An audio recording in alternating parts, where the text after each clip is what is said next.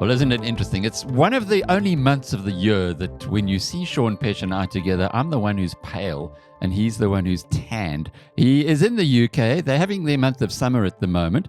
And, well, here in South Africa, August is never our best moment. But it's always a good moment to talk markets, as we're going to be doing in a moment with Sean. I'm surprised you're looking so tan, Sean. There have been a heck of a lot of things to distract you from the 1 month of summer in the UK. Clearly, the turbulence in the investment markets has come at probably the, I suppose some would say, long overdue after we've had a bull market for so long, particularly in the big tech stocks. But you don't classify yourself as any kind of investor. In other words, I know I've spoken to you about value and growth, and you say, no, we go and find stocks that are cheap. We find stocks that are great value, and we put our money there. And then when they rise to a certain level, then we find something which is a better alternative for it. So I can't really pigeonhole you, and I'm sure you hate to be even suggested that we can. But when you're looking at what is happening right now, it does appear as though there's some kind of a rotation in international stock markets away from the area that I love, the exponential companies, to something a little more maybe stable. Alec, I think that's probably right. And firstly, normally it's a month of summer, but I think it's been a week of summer this year in the UK. And that was last week. It's not this week. But look, it has been turbulent. And I think this great rotation, and we are value investors, so we want value. And of course, one of the things that I think fewer people appreciate than they should is that value investors are price sensitive. And so when something hits your target price, or what you think is full value or close to full value, but there's another opportunity that's further away from full value, we move. And so I'm always amazed where people think that low turnover is a great idea. I mean, some of the best investors in the world don't even talk about turnover. And I know, look at Warren Buffett and Apple, and maybe we'll touch on that in a second in terms of turnover. When the price is fully valued, what do you want us to do? Sit in the stock? No, you want us to go and find something else. So we value investors, and this kind of volatility is wonderful for us because they're innocent bystanders. They throw up, everything gets caught in the wind. And there's some that should get blown over, but it's the innocent bystanders we want to find. And so volatility creates opportunities, and we like this kind of we like this kind of environment. When it's easy and everybody's making money, well, then it's hard to shine. So I think this rotation, I think it's happening, and I think it's and let's just take a step back. I did an analysis a little while ago, and I looked at how value has done versus growth on a rolling basis. I didn't choose a month, on monthly data points, because look, if the month had ended 2 days later than when it did, well, everybody would have been down for the month if the month had ended 2 days earlier. So there's only so many months. So what I did is I took rolling daily data, going back to the first time daily data was available for the value and the growth index. And that was in 1999. So we got 25 years of data here, 5-day rolling periods. And up until the 17th of July, value for the 5 days before the 17th of July had outperformed growth by 6.3%. Now, that's quite a big number. And I went back and said, okay, how many times has value beaten growth on a 5-day rolling period by 6.3% the 25 years? 10 times had it beaten it, and then plus that. So only 11 times out of 6,600 and something, data points. And I said, okay, if you'd bought value after that period and held for the next 2 years, how would you have done? Value beat growth in every single instance by an average of 18.5% over those 11 occasions. So I think it's quite interesting, because I think what happens is it's a bit like, let's take a sailing analogy or a nautical analogy. Everybody's moved to one side of the boat. And when you've all moved to one side of the boat becomes unstable, and you don't need much of a wave to capsize the boat. And so I think what's happened is everyone's moved to one side of the boat. You get a little bit of a wave. Everyone goes, hang on a second, this boat's a bit unstable. Let's start shifting to the other side of the boat as surreptitiously and as quietly as we possibly can. But the bottom line is people are now moving their weight. And I think that's what we're seeing. Okay, I think that's what we're seeing. And that's why I don't think it's a flash in the pan. Everyone must just say, don't worry about it, forget it. This is the first wave. There are more. In my experience, it doesn't happen. We've had years of this. It's not over in one day or in 1 month or 1 week. But I'll give you something in the BizNews portfolio, because we have got 3 stocks that reported this week or in the last week. Uber, share price went up 10%. Palantir, share price went up 10% in a soggy market. And we had Cloudflare last week.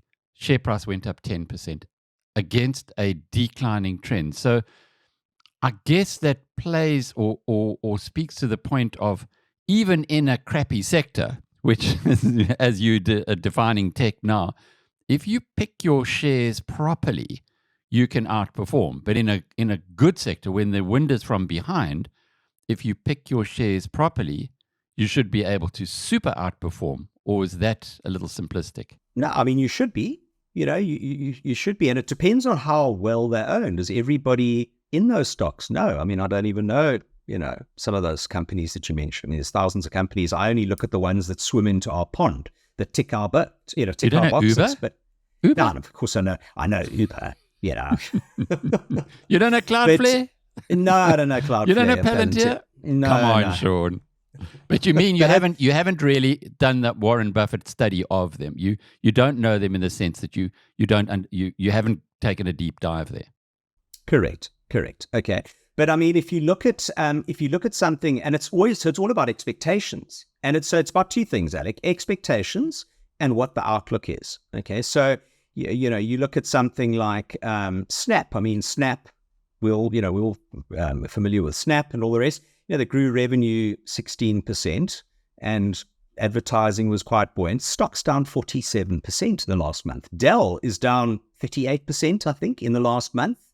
And yet Dell, but what were the expectations? Everybody was saying, well, hang on, Dell make the servers that host all the AI and all the rest. So expectations, the stock went parabolic beforehand. They come out with numbers, their AI stuff was growing 100% or whatever, but it wasn't enough. Or people, it's buy the rumor, sell the news. So that's the story, right? Sell, down 38%. So, these are some big moves. You look at Amazon. I mean, what did Amazon grow revenue? 10% or so. People were a little bit disappointed. Boom, stock's down 9% in a day. It's 20% off the high. So, I mean, CrowdStrike, we're all familiar with the CrowdStrike. You know that it's down 42% from its highs. So this is dangerous. You can get your winners, the ones that you mentioned, you can get your losers. And if you are, and that's why I always think, there's that phrase, conviction. You got to have conviction. I'm going, I don't know, let's leave conviction to the courts. Okay, because you can know everything there is to know about Dell. What you don't know about is how all the other investors are going to respond to what Dell talks about in terms of the outlook statement. So be careful about being too convinced that you know what the future is. You can know the company inside out. You can know Apple inside out. Warren Buffett selling, the stock's down. So we don't know the future. And so we prefer a far more diversified approach. What do they say? You get old investors and you get bold investors, but you don't get old, bold investors. You got the sayings. Let's talk Apple. Okay. Apple. Well, actually, I've just written a piece on LinkedIn because the interesting thing for me, and I've passed it on to Stu. The interesting thing for me is that just unpacking that whole thing, Warren Buffett, the news comes out over the weekend. Warren Buffett sold Berkshire Hathaway sold half their stake in Apple. And it's a big stake. So I went and ran the numbers and I said, okay, how many shares traded in Q2? How many did they sell? What percentage of the trade were they? They were 9% of the trade. Now that is a big number. To be 9% on an ongoing basis without trying to influence the prices takes some doing. Okay. So they did extremely well. And remember that the AGM was during Q2 and they had sold some in Q1. So in Q1, they sold some. Buffett's questioned about it in Q2. He said, well, unless there's something extraordinary happens, we'll still own Apple, this, that, and the other, but federal tax rates could go up. Somebody's got to pay for all this debt. And so it probably makes sense to sell a few. And that's what he did. But interestingly, he didn't sell Coke and they didn't sell American Express. And they've got massive gains there. So the tax argument would have applied to those, but he didn't sell those either.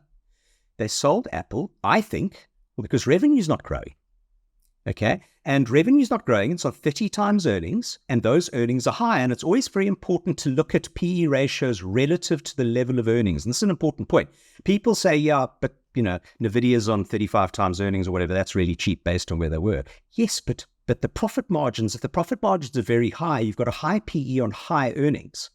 They say you need to buy commodity stocks on high PEs, but that's because earnings are really low.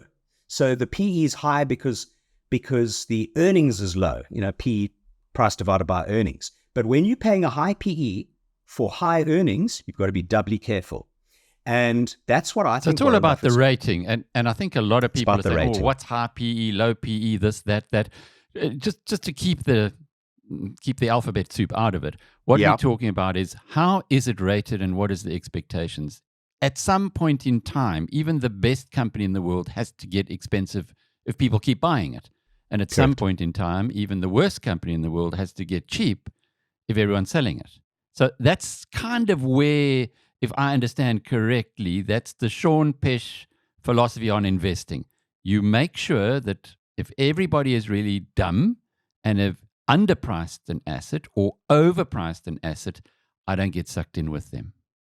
That's right, Alec. I mean, if you wanted to, let's say, buy at a coffee shop and you want to buy the coffee shop and you pay 30 times earnings, what does that mean? It means that for the next 30, if you pay 300 for the next 30 years, it'll take you 30 years to pay back, me, effectively the loan that you took on the coffee shop. That's a long time. So anyway, the point I want to make, I think he's carried on selling, okay, because it would not, the price is higher than it was when he sold and things haven't really changed. The tax rates argument's still valid. So I think he's probably selling. And he's a wily old coyote, he full marks it, But the point being, we need to sit up and take notice. Here's the smartest guy in the room, okay, who's done phenomenally well, who is selling. Jensen Huang, every day, 120,000 Nvidia shares are getting sold every day, 1% of his holding. Okay, go and have a look at the filings every day. And I'm going, well, that's, they've just thrown a little shot across the bow that Blackwell, the next chip might be delayed. Results are out a little bit later. Micron's, Super Micro's halved, Dell's down 38%. It's time to be careful. People have been very greedy. And I'll give you an idea. And one of the points, one of the data points in terms of what has Warren Buffett said? He says, be fearful when others are greedy. And look at what's going on out there. We have ETF products that are 3 times geared to the semiconductor index. Okay. Explain so that. If the semiconductor, right. So if the semiconductor index, so they buy, a ETF, you go and buy a basket. So this is a basket of semiconductor shares, Nvidia, Micron, all those guys. And if the index goes up 1%, well, then your ETF goes up 1%. But that's not enough for some investors. They want so some guys have come up with this packaged product, which is 3 times the performance. So if the index goes up 1%, this thing goes up 3%. How do they do that? They do that with derivatives. Okay.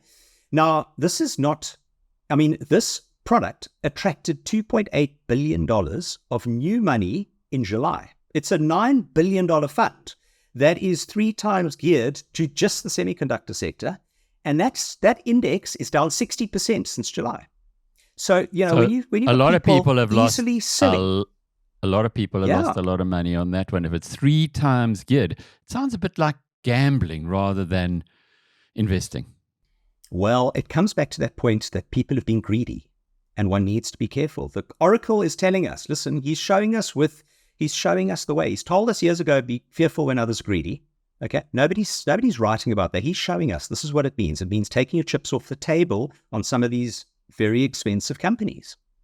So that's what I think about Apple. Not so expensive companies. In your latest fund report, you put one out every month in July, you were talking about defensive consumer staples. And the stock that you highlighted is Molson Coors, a company that South Africans would know well because SAB Miller used to have a joint venture with Molson Coors.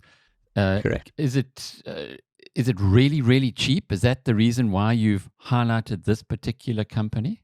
We think it's cheap. We think it's, the interesting thing with consumer staples, if you take a step back, because a lot of consumer staples companies, which have been very well owned, the Diageos, of the world, the Pernod Ricards, those kind of guys have been out of favor because they got very expensive and alcohol consumption is declining. And they've had to contend with some of the other non-alcohol consumer brands, private label. Times are tough. You don't want to pay £5 for your Kellogg's cornflakes. You pay £1.50 for your Waitrose cornflakes. Okay, so people have been trading down.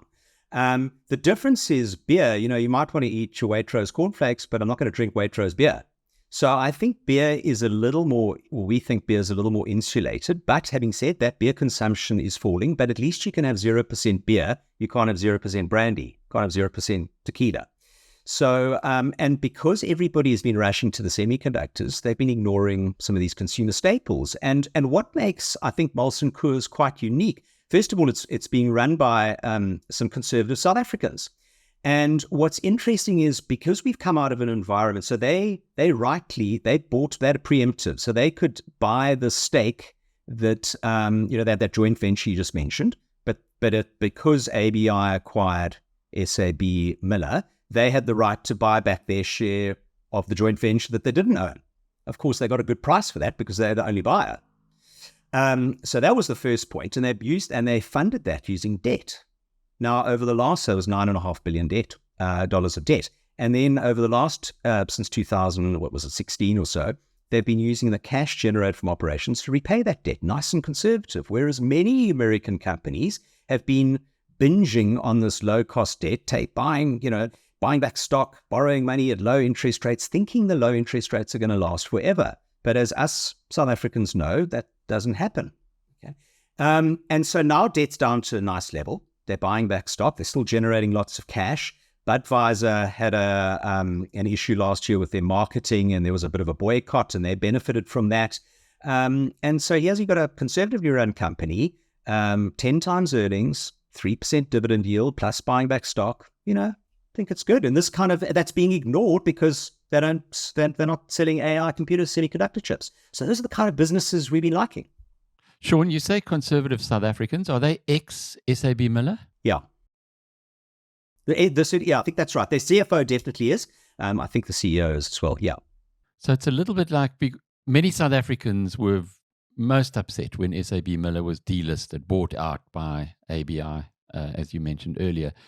But if you want to have a play on that kind of a managerial core, well, here we go. And it's at 10 times earnings, which by comparison is very, very cheap for an international beer company. Yeah, look, Alec, it's not the fastest grower in the world. There are challenges in that sector. It's I think it's number 4 or 5 in the world. But I do like the fact, I grew up in an environment where your home loan or your mortgage rate went from 15 to 25 overnight. So we all were a little bit scared of debt. Many American CEOs are not, and they use lots of debt to buy other companies, to gear up the balance sheet, to announce accelerated buybacks. Here, Molson Coors, actually, the share price is weaker. They just bought a bit more. And then they announced afterwards, oh, by the way, guys, we bought a bit more than we thought we were going to last quarter because the price was lower. Rather than announcing that in advance, share price rallies and now you've got to committed to buy a higher price. So we like that management style. Conservative, not messing around, cleaner financials, decent prices. Most exciting company in the world? No. Right now, you don't want too much excitement, I think. Why don't you want excitement right now? Well, because it's time to be fearful, Alec. Everyone's greedy. They're buying 3 times semiconductor chips. Maybe it's time to buy consumer staples. And just philosophically, I had a conversation with someone recently who was a serial entrepreneur.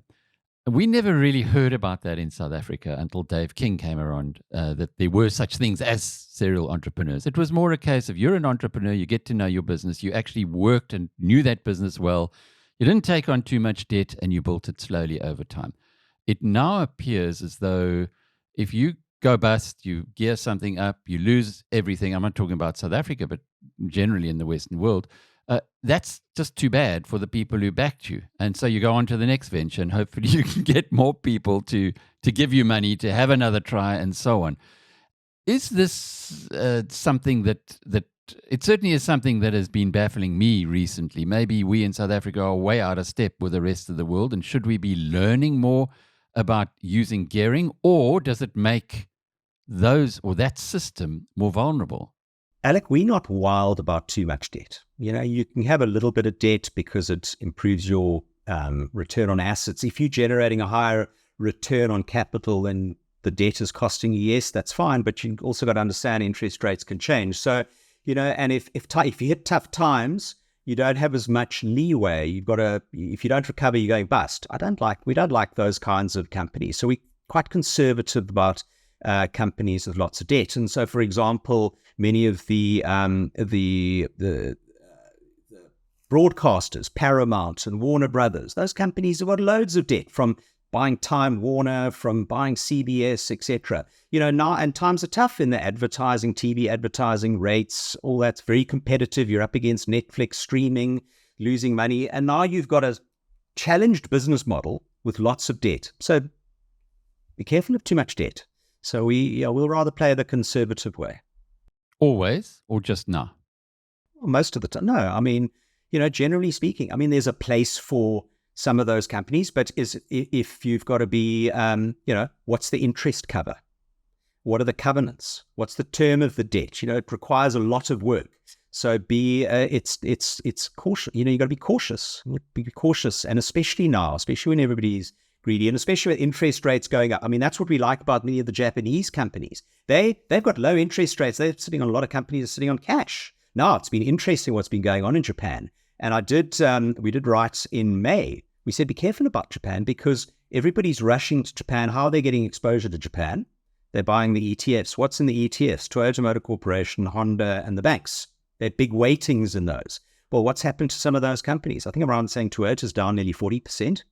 Okay, since from a couple of months ago. Some of the banks are down 35%. So when people leave, and maybe that's just something that we need to be careful of because that same sort of concentration is sitting in the S&P 500.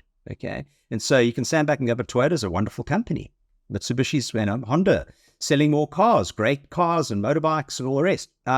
When the crowd is too exposed to you and the crowd has to leave, they sell regardless. Okay, and I think that's a risk. I think one has to be careful. And we've got what do we got? Microsoft down 14.5 and all the rest, and people saying, but it's a great business. Yes, it is a great business. But many of those companies are trading on 1% and 2% free cash flow yields, and those are expensive. I mean, Meta, just having a look in the last year, Meta's generated 50 billion of free cash flow. Amazing. They spent 40 billion buying back shares. Incredible. Problem is the share count didn't fall. Because every time they were buying back shares from the employees, what's happening? They're giving more share options there. So these businesses are not being run, well, a couple of them, I would argue, for shareholders. They're being run for employees, because you're basically telling me that 80% of the free cash that we generated went to go and buy back shares from employees who are cashing in options. It's no surprise Mark Zuckerberg's now one of the, he's overtaken, who's the LVMH guy the other day. So I think one has to look deeper and go, well, okay, these are great businesses, but do they offer value? Are you as shareholders going to benefit? Or are you getting dividends? Or is the money really coming into your hands, or is it just going to employees? Are they being run for shareholders, or are they being run for employees? And in many cases in the US, we find that they're being run for employees, and that's why we only have 20%. It's another reason why we only have 20% in US companies. Second level thinking. Howard Marks, Sean Peche, coupled on the tote. I'm Alec Hogg from BizNews.com.